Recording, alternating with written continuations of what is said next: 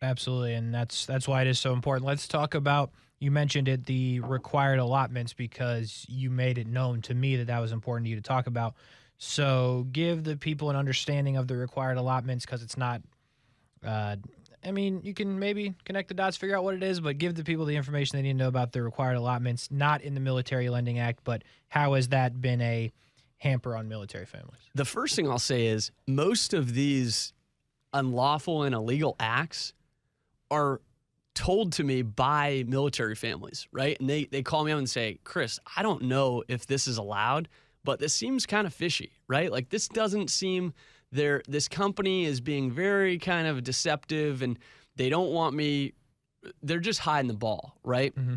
So, I'm not going to necessarily hear about all of these companies or all of these unlawful acts unless you call me about it and you tell me about it. So if you have a company that ripped you off or is trying to deceive people, or that maybe you just think whatever they're doing is unlawful, give me a call. Let's talk about it. Let's figure out if there's something that we can investigate for you.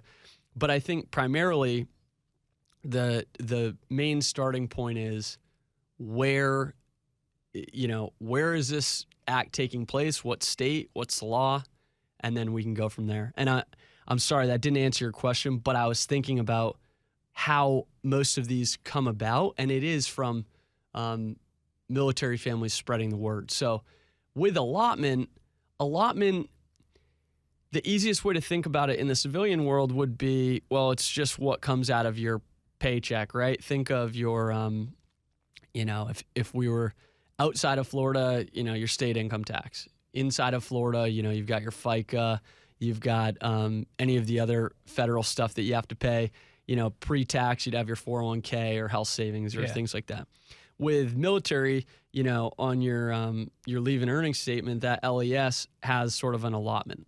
So when you set that up with DOD, basically what you're doing is you're telling them, hey, before I get the final net amount, I want you to pay whatever my monthly is to this company. Yeah.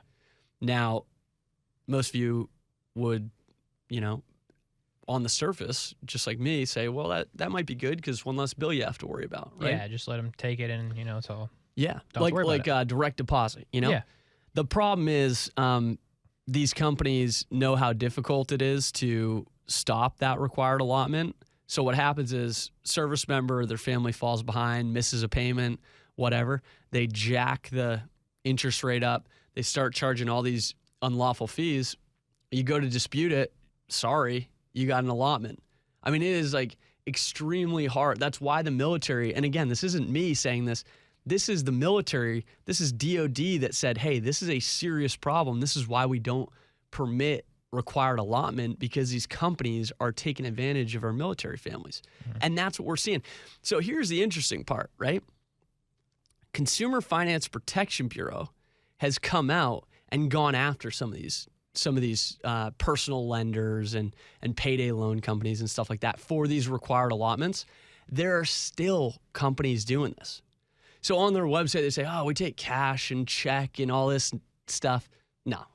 Everybody, when they go through that process, if the company is doing it unlawful, they're saying, well, the only way we extend that consumer credit's if you sign up for allotment, right? Yeah. You got to enroll in allotment.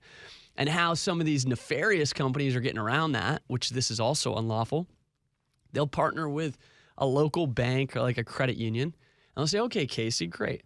What we need you to do is you open up this separate account. You're not going to even need this account for anything other than this one, right? Thing. Yeah. One, piece of consumer credit.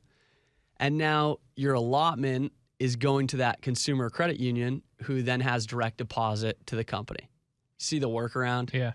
It's still unlawful. Right. It's still sleazy and deceptive, but it's happening every day, and we gotta do something about it. I can't even, the amount of creativity that these companies have to avoid their obligations under federal law, it's like anything. It's like if they just put that creativity to good, like they'd probably be even more successful.